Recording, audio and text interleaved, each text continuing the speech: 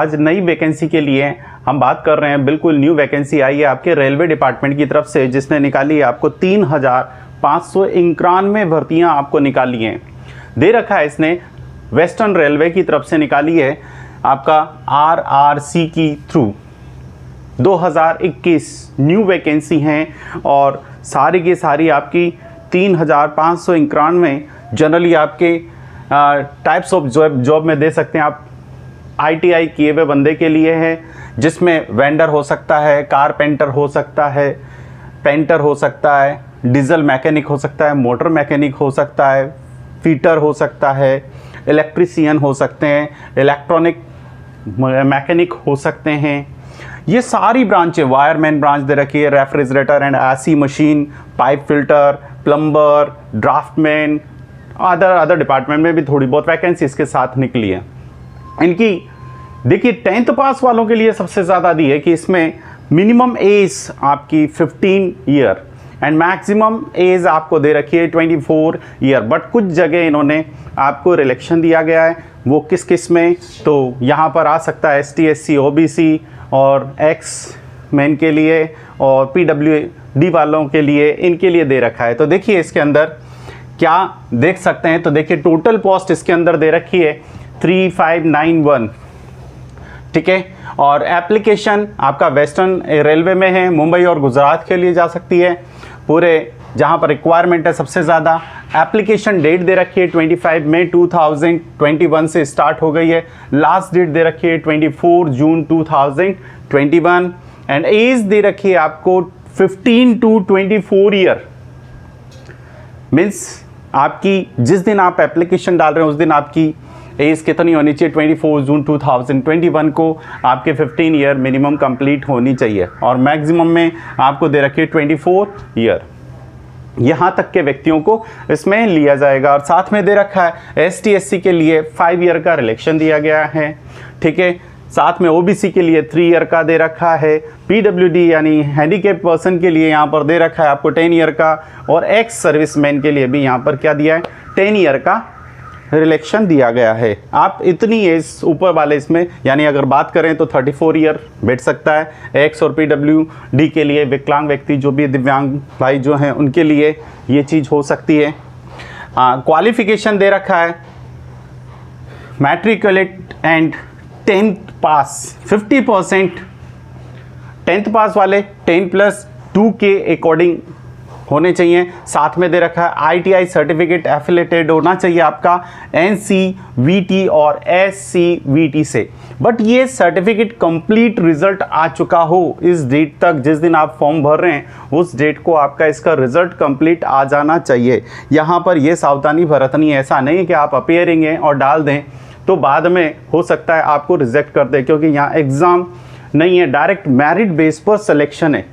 तो यहाँ किसी तरह का एग्ज़ाम कंडक्ट नहीं होगा, किसी तरह का आपको एक्स्ट्रा टाइम नहीं मिलेगा। प्लस यहाँ पर सावधानी एक और बरतनी है आपको कि जब आप फॉर्म भरें तो उसमें जो डॉक्यूमेंट आप लिखें वो डॉक्यूमेंट, उसमें जो नंबर डालें वो डॉक्यूमेंट ओरिजिनल, जब आप डॉक्यूमेंट लेके जाते हैं तब वेरिफिकेशन होना चाहिए। अगर सिलेक्शन होने के बाद आपके वेरिफिकेशन में डिफरेंस मिलता है तो हो सकता है आपको उससे निकाला जा सके, डिस्क्वालीफाई किया जा सके। इसलिए आप सब चीज़ों की बिल्कुल सावधानी रखें। फॉर्म भरते वक्त क्या रखना है, ऑनलाइन फॉर्म होगा, ठीक है। और साथ में दे रखा उसकी साइट मैंने डाल रखी है यहाँ पर www.rrcwr.com, ठीक है। यहाँ पर देख रखा है एप्लीकेशन फ़ीस क्या होगी, तो 100 रुपीज़ जनरल के लिए दे रखी है, OBC ST SC PWD आदि के लिए इसने दे रखा है, OBC ST SC PWD और वुमेन के लिए नील है, और जनरल के लिए यहाँ पर दे रखा है 100 रुपीज़, ठीक है। मोड ऑफ सिलेक्शन दे रखा है मैट्रिक प्लस ITI दोनों की प्रतिशत को औसत आधार मानते हुए दोनों को बेस बनाया जाएगा और दोनों की परसेंटेज का एवरेज निकालकर उस पर जो मेरिट आएगी उस बेस पर उसका सिलेक्शन किया जाएगा। कोई एग्ज़ाम इसमें कंडक्ट नहीं हो रहा, सिर्फ मेरिट बेस पर इनका निकलेगा। और मेरिट भी बना रहे हैं तो 10th की प्लस 10th जो बोर्ड 10th + 10+2 वाले में उसकी जो परसेंटेज है, यानी मिनिमम 50% पास आउट होना चाहिए, वही एप्लीकेबल है। बट मेरिट उनके बेस पर होगी, जिसकी ज़्यादा परसेंटेज प्लस ITI में जितनी ज़्यादा परसेंटेज उसको इसमें इंक्लूड किया गया है। अंतिम चयन किसके अकॉर्डिंग होगा, तो ओरिजिनल टेस्टिमोनियल्स और मेडिकल फिटनेस सर्टिफिकेट वेरिफिकेशन के आधार पर होगा। लास्ट में जो वेरिफिकेशन होगा वहाँ पे भी राइट से इसके पास सेलेक्ट करने का। एप्लीकेशन कहाँ रिसीव की जाएगी, तो इसने कहा ऑनलाइन साइट दी आपको www.rrcwr.com में। साथ में दे रखा है ट्रेनिंग पीरियड होगा। अगर जिन व्यक्तियों को इसमें सेलेक्ट कर लिया गया है उनको पहले ट्रेनिंग पीरियड दिया जाएगा 1 साल का, और उस 1 साल के अंदर उनको स्टाइपेंड भी मिलेगा। स्टाइपेंड जो रूल और एक्ट आपको अप्लाई कर रहा है या रूल और एक्ट के अकॉर्डिंग जो बनता है वो।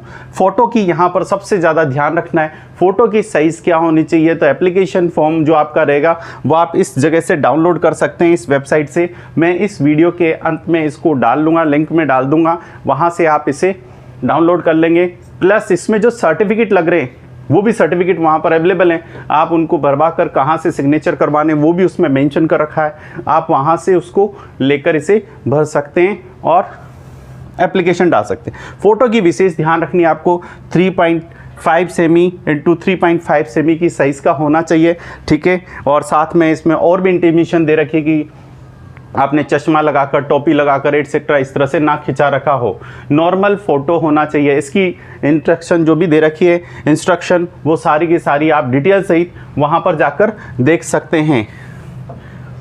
टाइप ऑफ जॉब दे रखी है, इसमें कितनी तरह की हो सकती हैं, तो मैंने जिस तरह से बताया ITI में जितने की ज़रूरत है वो सारी इसमें डाल दी हैं लगभग। वेंडर हो गया, कारपेंटर हो गया, पेंटर हो गया, आपका डीजल मैकेनिक, मोटर मैकेनिक हो गया, फिल्टर हो गया, फिटर आ गया आपका, और इलेक्ट्रीशियन हो गया, इलेक्ट्रॉनिक मैकेनिक हो गया, वायरमैन हो गया, रेफ्रिजरेटर एंड एसी मैकेनिक्स हो गया, पाइप फिल्टर हो गया आपका, प्लम्बर हो गया, ड्राफ्टमैन हो गया सिविल में, और इसी तरह से सिविल में और भी दे रखे हैं पासा वगैरह इस तरह का।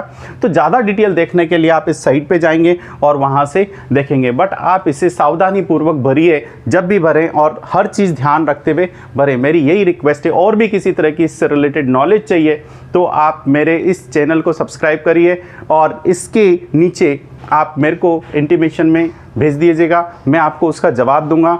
थैंक यू दोस्तों।